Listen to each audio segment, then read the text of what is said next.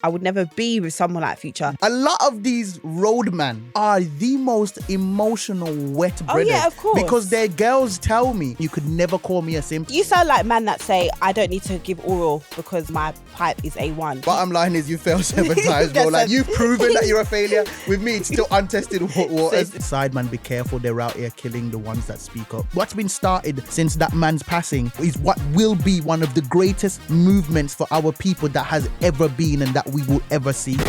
This is the +44 podcast. I'm Zeze Millz. Yeah, what's that about? What was that all about? I'm Sideman. Music, culture, UK. This is +44 from Amazon Music.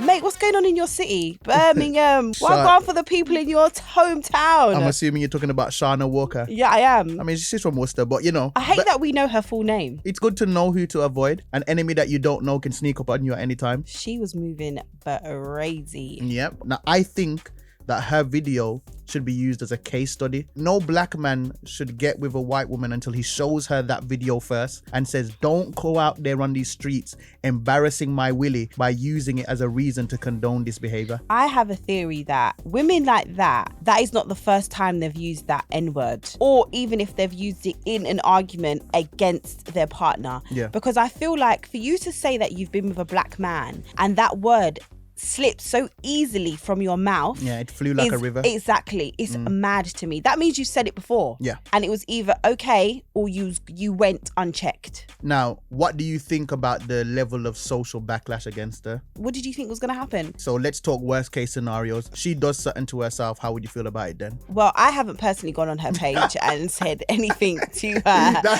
All of a sudden, it's fine. Next week, well, I didn't say anything. No, what I'm saying is then you should have thought of the repercussions. If something bad happens to her, it's highly unfortunate. However, you brought that upon yourself. Free speech doesn't exist. There's a cost to your words. We can talk about the act all day, but I feel like you go too far when you start either threatening, whether man or woman, when you start saying, I would have done this or I would have done that, violence and stuff like that. This was obviously a wrong thing. Don't get me wrong. I never watched that video and was shocked. Right. You understand what I'm saying? These are things that occur. I saw people speaking and going too far online, in my opinion. But then their thing is that she went too far. Like, she shoved the guy. She called him an N-word. No, I hear all that. So their thing is, I don't agree necessarily with violence. I don't agree with anybody then saying they would have done something back to her. I don't agree with that at all. I've heard people even saying, if I see her... It's not just this one situation, remember. Like, constantly black people are seeing a lot of trauma online. Yes. So this is not just an isolated incident. This is now the 6th video that you've seen where somebody is being racist towards your people. What's happening now is not unwarranted. It's not an unwarranted backlash. Don't agree with violence. However, if there's people online saying certain things to her because of what she has said, then I understand where it's coming from. Once everyone calms down, I understand where it's coming from too. And I done a video and I ripped her to shreds in my video. What I didn't do though was call her the B word or threaten violence against her. Yeah, I'm cool with her getting fired. I'm cool with her getting arrested because I called what she did in my video a hate crime. She literally physically assaulted a man. Yeah, right, exactly. Whilst using racist terminology. She should go to prison. At no point watching that video did I want to hit her. 100% don't condone that. However, if people feel like a name here and there after they've seen her shove another black man who was actually doing his job, she walked off and spat in his direction. Do you know how disrespectful it is? A white girl spat on me when I was in school, and I told my dad. And what did your dad do? My dad went to their house and spoke to her dad and made her apologize. Yeah, that's how it should be. You're in school, 100%. That's the right way to do it. I sound so wet. I've done street stuff. I just need everyone to understand. So you keep saying. Yeah, no, but that story just sounded way too wet. I don't always agree with the whole thing of like, if someone hits you, hit them back. Yeah. But I don't agree with that teaching because that teaching goes on into your adult life. Punching somebody once is not more effective than getting them fired or getting them arrested. Automatically, people result to violence. I remember back in the day when I used to have beef with girls online, they'll be like, watch when I catch you. And I'm like, on God, I won't be fighting with anyone. You can drag me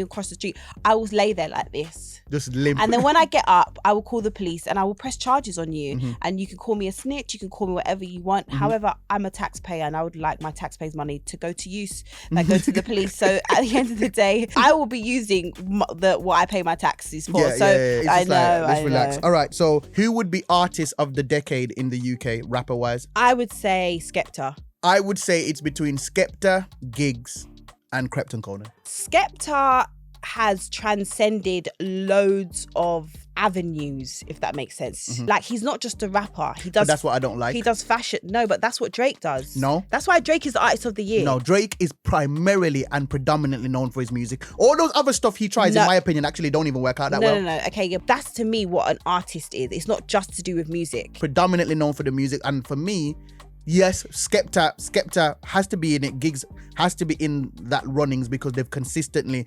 delivered bangers. Like, for instance, we call Talking the Hardest the UK anthem. Yeah, you get what I'm saying, and all that stuff. But I think Krypton Conan do not get the respect that they deserve because they are right smack in the middle of being elder statesmen and then being cool with the new kids as well. They just gave us G-Love with Wizkid. Do you get what I'm saying? And had everybody saying her ex-man fell off, she gave man gel off and said it's better than rice and peas. Everybody was saying that. Have Krypton Conan even been around for 10 years? They get like honorable mention as the closest of the new school. Like, people saying like, oh, Dave and Stormzy and that, just be quiet. Like, okay, but Dave and Stormzy have been out for half an hour. Yeah, I know, but Stormzy's been out for a while, you know, if you actually think about it. In comparison to Giggs and Skep. Yeah, of course, but we're talking about in the last 10 years. That would be 2011. So when did Stormzy come out? 2015, 16. Oh, okay. He's halfway there. Yeah, so that's why I would just say Skepta. Yeah. Do you think that saying Krypton Conan is wild? I think Krypton Conan are good. I wouldn't consider them the artists of the decade, no. Yeah, they're my favourite UK artists anyway, so I might be biased. But then also, like, the artists of the decade as well, like, for me, you can't really leave out people like Wretch, Gets, all those type of people. I would have called them artists of the previous decade. The previous decade would have probably been Gets for me. Gets is bringing out beautiful music right now, but I think artists of the decade is really like a numbers game. Wait a minute, J Hus would be up there. Yeah, in the next 5 years, it'll probably be J Hus would be, 100%. I'm not even doubting it. In the next year, 5 it years, would be it will be J Hus. Yeah. So on to more serious things. This week marks the 1 year anniversary of the tragic murder of George Floyd. Do you think that the world is a different place since that has happened? I think that people are more aware. We've been able to have a lot of discussions. Since George Floyd's death, we had the Blackout Tuesday. We had a lot more organizations, big corporations. When this happened, there was obviously outrage everywhere. And then it kind of trickled down into Black people feeling like the world is very happy to leech off our culture, but not either paying us our dues or not having enough people within these organizations that benefit off our culture. I've seen changes in that way. But when it comes to police brutality and all of that stuff, no. I think we have to stop saying things haven't changed. How you build is with hope. You can't build nothing. Nobody has ever started anything in this world without hope first. What's been started since that man's passing is what will be one of the greatest movements for our people that has ever been and that we will ever see. But we won't get there and we won't be motivated to continue if we don't acknowledge the changes that have been made. In the space of 1 year, we've been promised things we've never been promised. Actual laws have been changed. It's the first time I've ever seen a police officer get charged. First time ever. So I think certain things have changed. Is it enough change? No, but you can acknowledge change, whether it, however incremental it might be. We were at a standstill. I've never felt in my life like, whoa, we're actually marching towards change. Award shows are trying to fix up. People are giving us money. A lot of things have changed, and I don't want to, number one, denigrate and disrespect that man's death and what it meant by even pretending or acting like, say, things have not changed. I feel very emotional about this because it changed my life. Before this, I was about the bag. That's all I cared about. My mom, my dad, and my brother. That's literally all I cared about. And I wasn't going to do anything to jeopardize that. But I sat there and I watched the video, which I couldn't finish. I had nothing else in me. It's either I made a video about that or I didn't make a video at all. At that point, I'm living in London in a flat in Wembley. That's 3 bags a month. My cameraman is living with me. He's not paying rent there. I pay him to be there. This is not the time to take risks in my head. But when I saw that video, I felt like I have to say something. And I say to him, we might have to go back to Birmingham because I'm about to talk about George Floyd because I can't not. That was just a snippet of this interview, guys. If you want to hear The whole episode, I mean, you obviously want to hear the whole thing. head over to Amazon Music right now. Stream the Plus 44 playlist on Amazon Music or ask Alexa, play the Plus 44 podcast.